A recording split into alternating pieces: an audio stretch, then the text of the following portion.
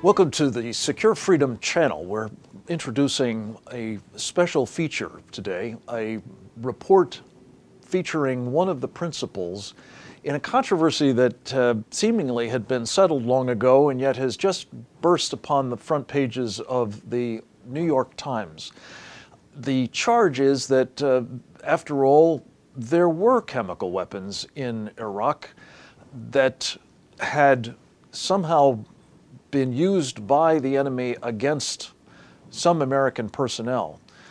And yet the story of this revelation has somehow not quite squared with a meme that was pronounced and amplified endlessly by, among others, the New York Times not so long ago, namely that there were no chemical weapons in Iraq and that George W. Bush had lied about those and other weapons of mass destruction programs in order to push the United States unnecessarily into war against Saddam Hussein.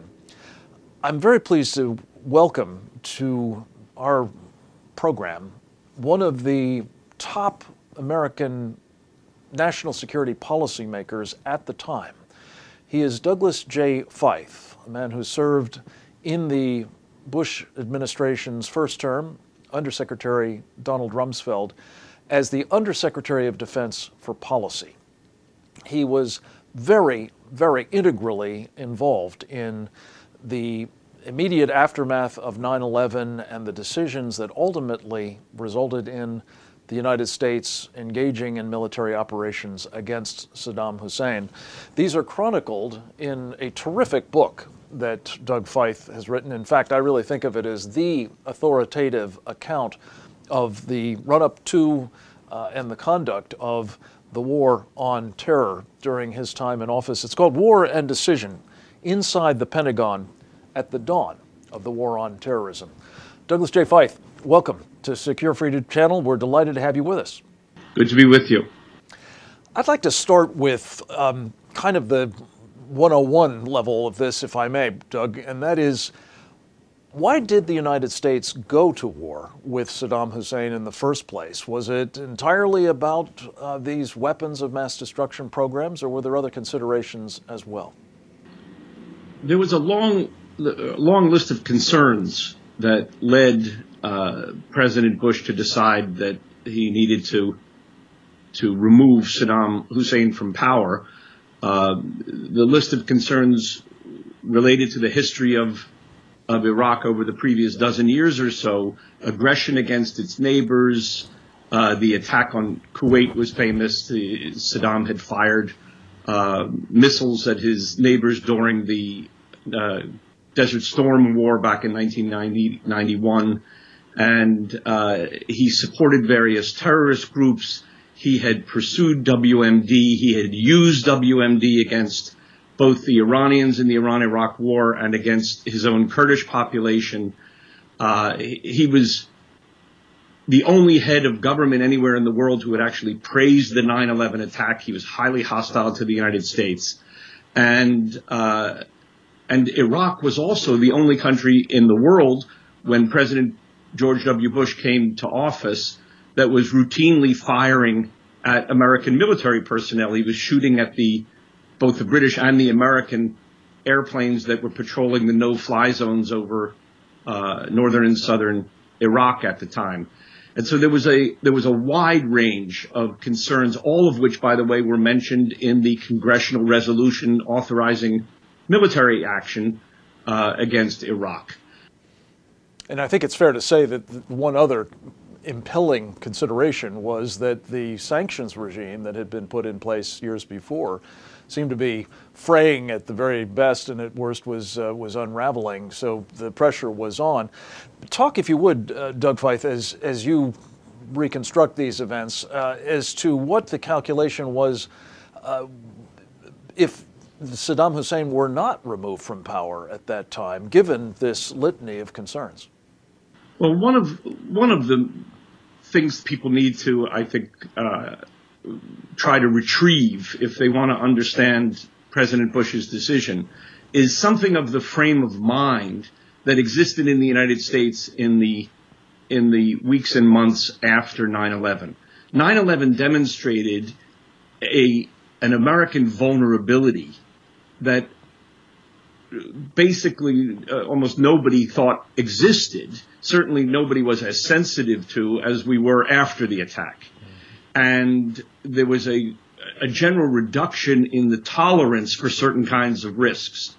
Saddam Hussein had in particular, the most dangerous programs that he had were his nuclear program, which we knew had not yet produced a weapon, but he had a biological weapons program also, which was enormously threatening.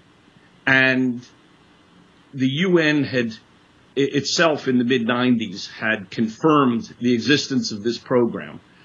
And the concern that he might either directly or through a terrorist organization use biological weapons against the United States. As I had said before, he was already shooting routinely, almost daily, at American pilots. So there was a real serious danger that at some point we were going to be in a hot conflict with him. And if he had at that point used biological weapons against the United States, possibly through terrorist groups, that would have been a catastrophe that would have caused everybody in the United States to say, what was our government doing sitting on its hands, knowing this danger existed, and waiting around for Saddam to pick, his favorite time and occasion for the use of this? President Bush said, no, I'm not going to wait around and suffer that risk. And Doug Feith, at the time, as you know so well, as the Undersecretary of Defense for Policy, there was broad consensus on both sides of the aisle, up on Capitol Hill notably, that these kinds of weapons of mass destruction constituted the sort of threat that you've just talked about. Give us a flavor of what we knew at the time, or at least thought we knew at the time, not only about the biological weapons capabilities Saddam had, but also chemical weapons capabilities and the actual status of his nuclear ambitions. What our intelligence community told the government was Saddam had a chemical weapons program, a biological weapons program, and a nuclear weapons program. And what I mean by program was trained personnel, which the intelligence community emphasized was the hardest thing. I mean, the long pole in the tent was getting the trained personnel. So he had trained personnel, he had facilities, he had materiel relevant to the capabilities, and the intelligence community also said he had chemical weapons stockpiles and biological weapons stockpiles, but had not yet been able to create a nuclear weapon, and the reason was he couldn't get the fissile material. But if he got the fissile material, he could have nuclear weapons in less than a year. That's what the intelligence community was telling us. Now, it turns out what we failed to find, that we thought we were going to find, that the intelligence community had told us we were going to find in Iraq, we failed to find the chemical and biological weapons stockpiles. We did find the programs. And the Iraq Survey Group that did this, and the trained people as well. And yes, when I say the programs, I mean all these other aspects of the programs other than the stockpiles themselves. When the Iraq Survey Group, which was a British, Australian, and American group of hundreds of intelligence analysts who combed Iraq to figure out what the story was regarding WMD after Saddam's overthrow, the Iraq Survey Group came back with a report. And it basically said, we didn't find the WMD stockpiles, but we did find the facilities, the personnel, the intention to have these weapons as soon as Saddam could get out from under the international sanctions. And it's clear, Doug Feith, from what we know about some of these programs, most especially the biological weapons programs, that if you have all of that stuff, it's a rather short order exercise to regenerate stocks of these deadly weapons. And so the question became one of, maybe the stockpiles themselves were not accounted for. And I would ask you, there have been reports, including from people involved on behalf of the Iraqi government, as you know, that they moved many of these stocks of weapons to Syria, notably, and in some cases other weapons went to Iran. What do you make of those reports as a possible explanation for what happened to that last ingredient of what you all were looking for? Well, what the Iraq Survey Group found, which as far as I know is the best information available on the subject, they found that Saddam had consciously, tactically decided not to maintain biological weapons stockpiles because he had put himself in a position where in 3 to 5 weeks he could produce biological weapons. And so he didn't need to maintain the stockpiles. He maintained the capability to manufacture stockpiles within 3 to 5 weeks. By the way, just in time stockpiles, in other words. And what's I think interesting is there were many members of Congress, Democratic members of Congress, who supported the war and then later said that they wouldn't have supported the war if they knew what we later learned about the Iraqi WMD programs. Well, which raises the other point, Doug, that as this story developed, that the stockpiles, or what the New York Times now calls the active weapons, were no longer present for whatever reason in Iraq, or at least we didn't find them in quantity in Iraq, this turned into the meme that was used to really defame the Bush presidency, President Bush specifically, defined most succinctly as Bush lied, people died. As a senior policymaker at the time, what did you make of this turnabout by these folks? You've mentioned sort of dishonesty, but it really was a travesty, was it not? Well, it was extremely damaging to the United States. I mean, let's first of all be clear. Our intelligence community made an extremely serious error. And it was very costly for the United States that they made that error. When they emphatically said that there were chemical and biological weapons stockpiles in Iraq, they were wrong. And it was a serious mistake that when Secretary Colin Powell went before the UN Security Council, he emphasized as hard as he did this particular aspect of the range of threats coming from Saddam. He was actually advised by a number of people in the government, emphasize the entire range of threats. For his own reasons, he decided to particularly emphasize at the UN the WMD stockpiles point. But let me just ask you to pause on that for a moment, Doug. Between what we have been told, including by the Iraqi general who commanded forces and has written books and appeared any number of places to the effect that he was responsible for the operation that moved stockpiles to Syria, point one. And point two, the reports that the New York Times itself has surfaced this week to the effect that there were thousands of chemical arms that were, in fact, found by U.S. personnel and left in place in the theory that they would be somehow, hardened and otherwise made inaccessible. Does that not challenge the proposition that, in fact, there were no stockpiles? We didn't find them, to be sure, under the Iraq Survey Group, but do you really want to be so categorical on the point that they did not exist?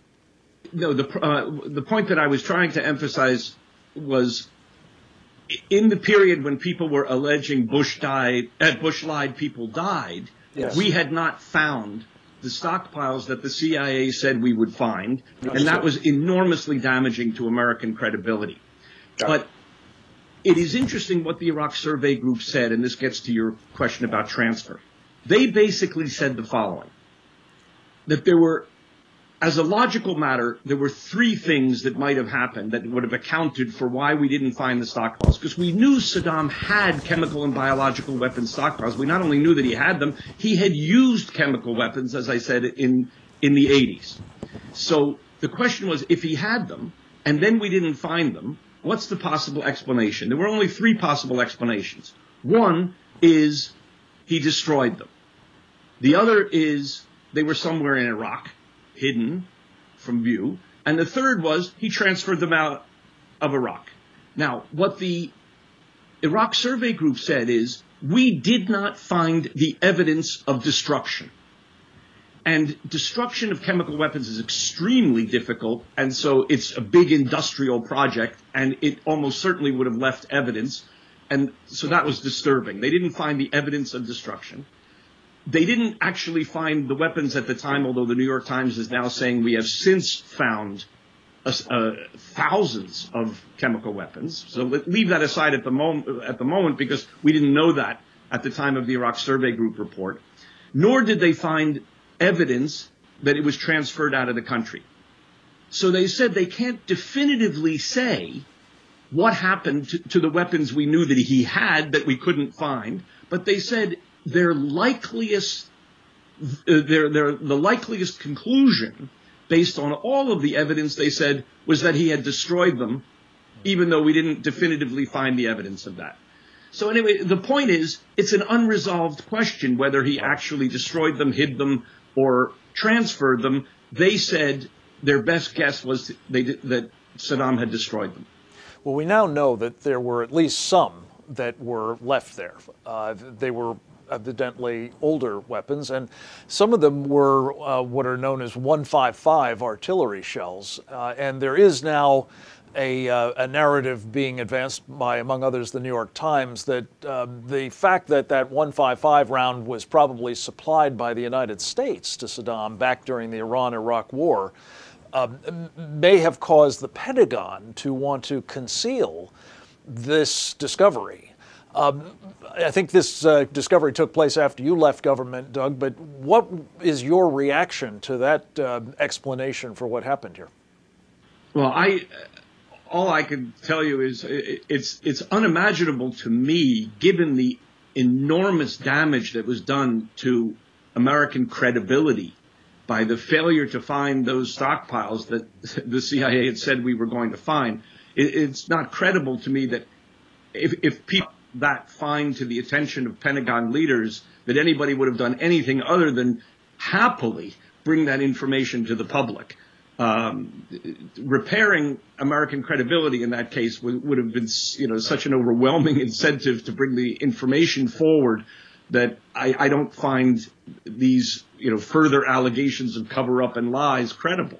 But let's then segue to kind of the, I think, ultimate point here, and that is that while that may have been true in the Pentagon, it certainly, we know for a matter of fact, was not the view of the White House, that they wanted any more information to come forward on this whole question of the weapons of mass destruction. In fact, Karl Rove wrote in the Wall Street Journal back in 2010 under the headline, "My biggest mistake in the White House was that he had actively prevented those, I assume, like your successors, from trying to bring forward information that validated, at least in part, this proposition that there were indeed not just processes and personnel, but actual stocks of these weapons in country. They had been found, and it completely countered this false narrative that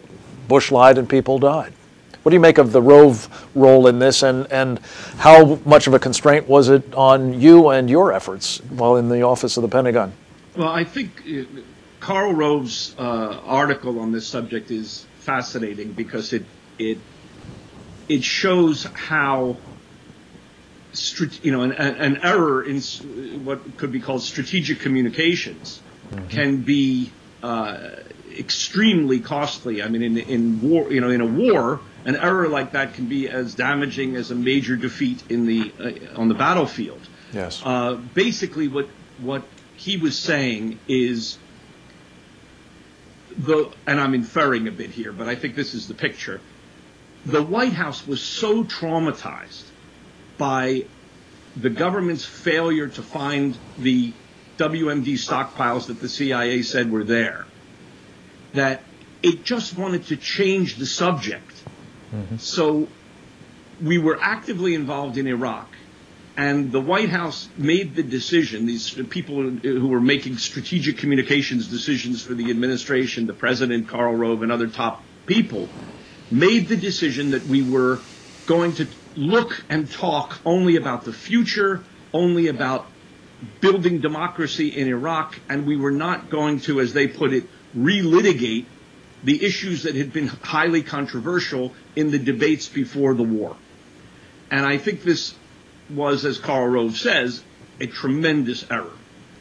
Because what happened was when the critics of the administration, the opponents of the war, or people who became opponents of the war after the war started going badly, which is many of the Democrats in Capitol Hill who had supported the war in advance, and then they changed their position afterward. They supported it before they opposed it, I think, as John Kerry famously put it. Right.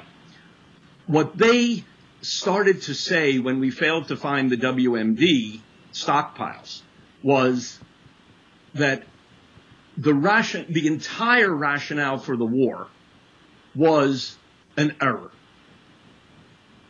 What was interesting was then, because of this decision by the White House not to relitigate the past controversies, I think the critics were amazed to find that they were not contradicted when they asserted that the entire rationale, and they asserted this falsely, that the entire rationale for the war was an error.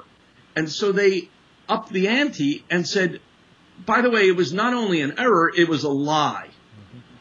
And again, I think they were amazed to find that the administration didn't contradict them, didn't push back. Yes. Among others who were amazed, I must say. It seemed unbelievable to most of us who knew differently. Right, and this is what Karl Rove says was the single biggest error he made in the White House, that by insisting that we were going to look forward only and not relitigate these issues of the past, he was allowing the argument about error and then lies to go uncontradicted, and that's become a widely held view by all kinds of people, but it's an incorrect view. It's an incorrect view. It did incalculable harm to the Bush presidency, it seems to me, and set back the war effort, which was really only salvaged by the surge and the effort the administration made to sort of press on in a way that wasn't about relitigating the past, but about defeating the enemy in the present. Doug Feith, let me just ask you to conclude by bringing us full circle. What did you make on reading this New York Times news article in the first instance and subsequently an editorial that seemingly wants to have it both ways, that there were chemical weapons, American forces were exposed to them late in the war, and yet there were no chemical weapons, hence Bush lied. They try to thread the needle by saying, well, what Bush had argued was that they were going to find active inventories or weapon systems or capabilities. Just your quick summation of what this gambit by the New York Times represents, in your judgment, based on your experience as the Undersecretary of Defense for Policy. Well, I think that it's astonishing that this story has come out at all, and especially astonishing that it came out in the New York Times, so it gives a lot of credibility to this point that we in fact found thousands of chemical weapons in Iraq. And that certainly does undercut the argument that the war's critics made, that there were no chemical weapons, and that the administration's intelligence view was completely wrong on that point. At the same time, the New York Times, in both its article and its editorial on the subject, make a sweeping and I think completely groundless assertion that this doesn't do anything to repair the credibility of the intelligence reports that had said that there were chemical weapons stockpiles. And then they try to make distinctions between what kinds of stockpiles we found versus the kinds that we said we were going to find. And what they say on that subject is just false. Yeah. And so, I mean, it's a very odd business. If you read the actual reporting and kind of ignore some of the editorializing, the story, I think, does great damage to the line of argument that the critics have been putting forward for years about Bush lied, people died. Well, you're being very diplomatic. I think it completely discredits them, in fact, as it should have earlier, their complete reversal of positions from supporting the war, supporting the calculations and estimates by the agency and others that this threat was real and a present danger. It really was, as I said, a travesty that they flip-flopped.